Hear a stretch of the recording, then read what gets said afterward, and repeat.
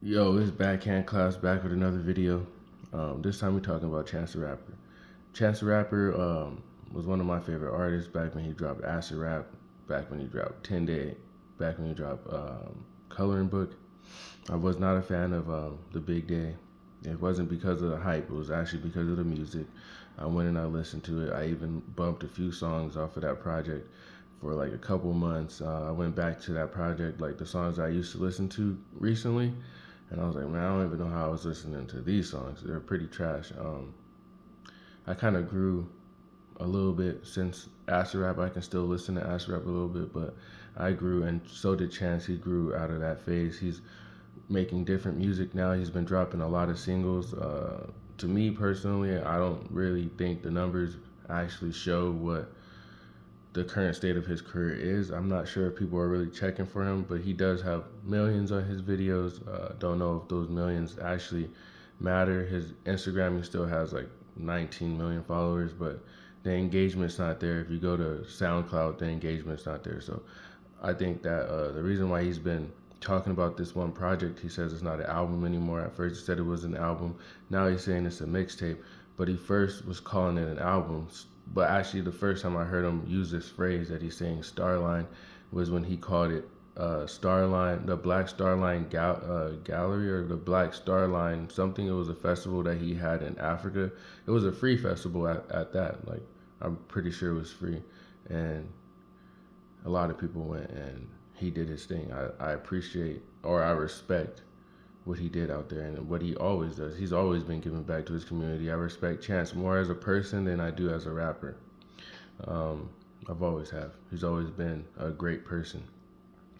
Outside of that, then you started to hear like Black Starline or a Starline Gallery or something like that, because it was like all the paintings that he was associating with his projects, and then you don't hear about it anymore. Like he said he was gonna drop an album, I think last year, but then he ended up not dropping that album, or it might have been 2 years ago.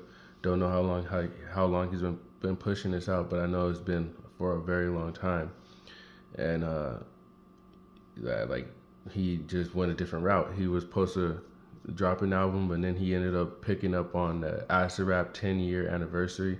Then he ended up doing a tour for Acid Rap. So I'm pretty sure, like, come on, Acid Rap's his biggest project. He's not going to pass up on that, especially if he's not gaining a lot of traction with his new music.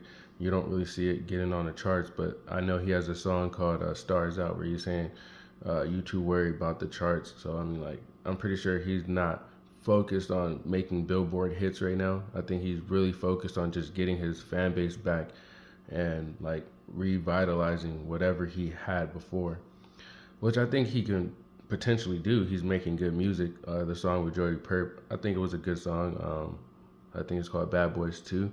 His verse on there is fire, like one of his best verses, probably not ever, because Chance has really good verses, but I would say it's probably one of his best verses in recent times.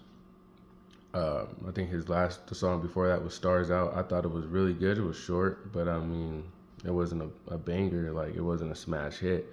But like I said, I don't think he's focused on that right now. So, about this album that's coming out, or this project, or this mixtape, recently he's been doing like very intimate shows where I don't know how many people, maybe less than 300, I'm assuming, maybe 150. And he's there and he's interactive with the fans. It's not just like I'm on stage, you're in the crowd.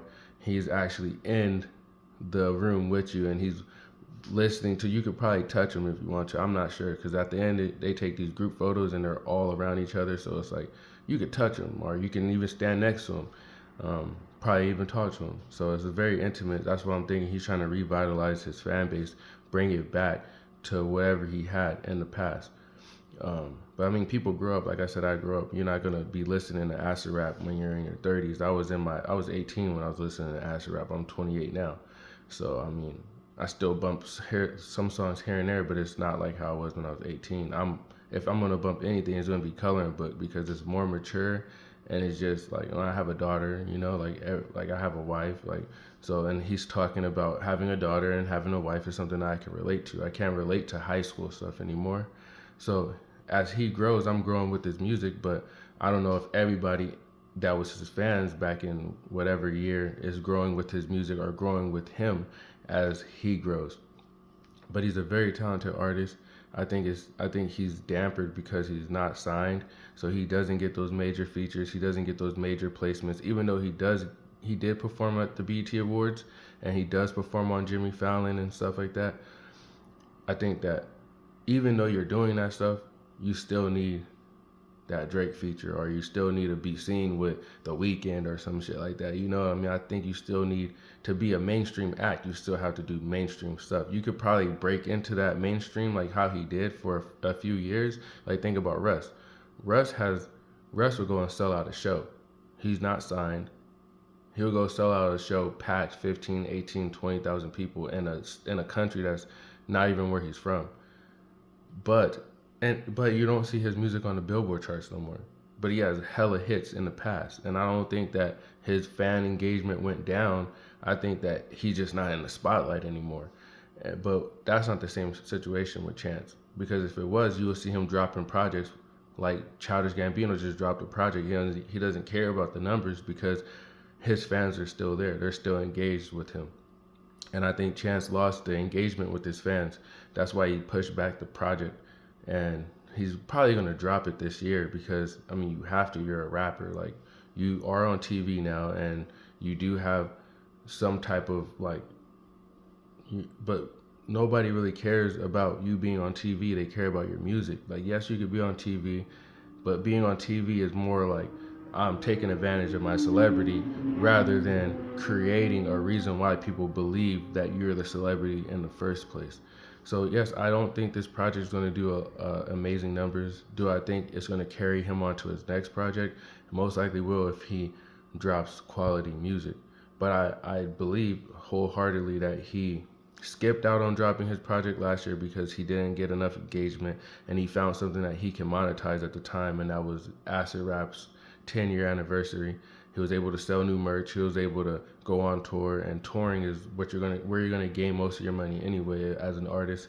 So I'm pretty sure he doesn't really care about the numbers with this project as long as it's able to bring him to another tour, and that's what I think the project is all about. That's what I think music is all about. It's either you're gonna buy merch or you're gonna go and buy these tickets.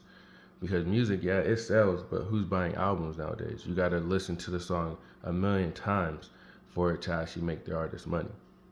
But I do think Chance is doing this thing. He's definitely dropping some good music, and if you're not staying in tune, you should stay in tune. The project is called Starline. He said it's not an album. He's most likely gonna drop it as a mixtape, but I mean, it's Starline.